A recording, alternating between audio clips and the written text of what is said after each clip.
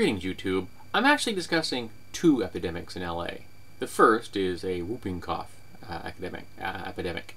But the second epidemic I'm discussing is one of foolishness and Luddite anti-science.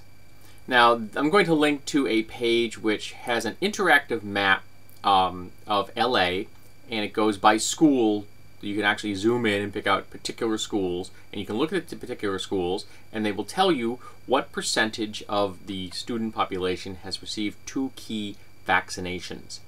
And the two vaccinations are DTaP and MMR. These are two key childhood vaccinations. They cover, respectively, diphtheria, tetanus, pertussis, which is whooping cough, as well as measles, mumps, and rubella. All serious diseases. Don't let anyone tell you otherwise. These things can have life-altering results if you get them, including ending your life. Now, on the right side of this, which will give you a list, there will be a percentage in large red numbers.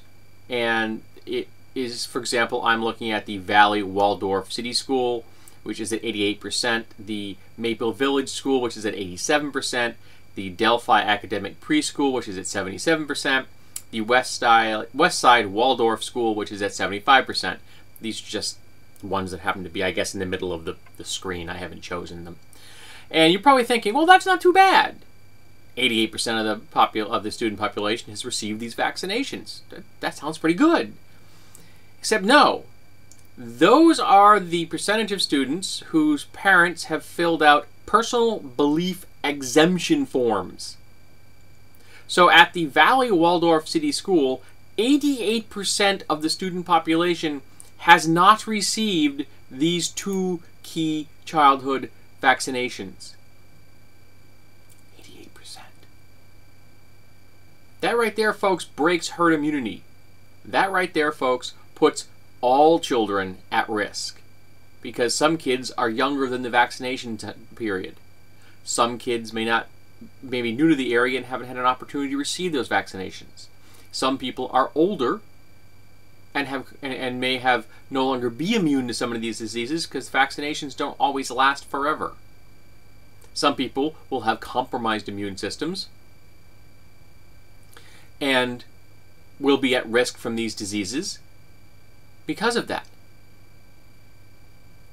So when people don't take the vaccinations that are available, particularly these childhood vaccinations, which are on kids, and the kids are being concentrated together in those schools, you're putting a whole lot of people at risk, not just the students at that school. So you're looking at 88% of the students at that school, the first one I mentioned, are at risk. But then they're going out into the greater community and putting many other people at risk. So it isn't just the students at the school. This is not an isolated situation where each family is saying, well, I'm taking responsibility for my child. No. You're not taking responsibility for your child, and you're putting your entire community at risk. All of them. Everyone in it. Because you've chosen to follow a path of Luddite anti-science. It is my opinion that every child should receive vaccinations. Period. There should be no exceptions. I'm sorry.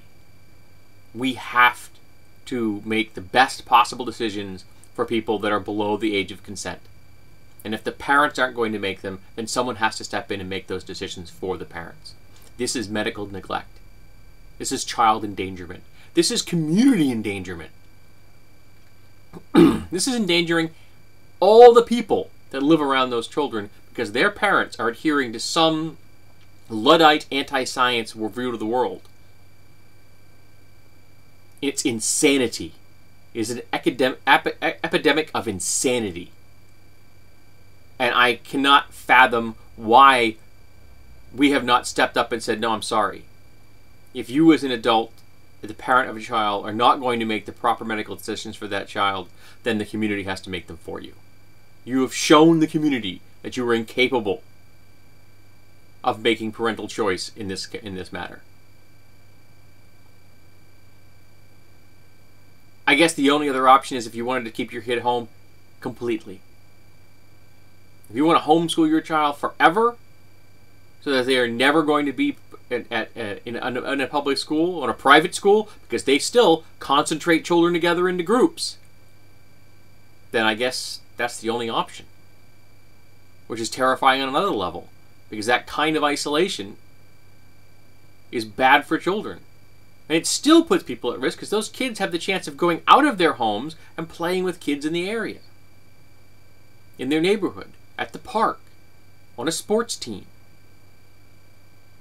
The risk is real. People's lives are being gambled with by anti-science crazy people. And we have to step up as a society and say, no, you don't get to do that.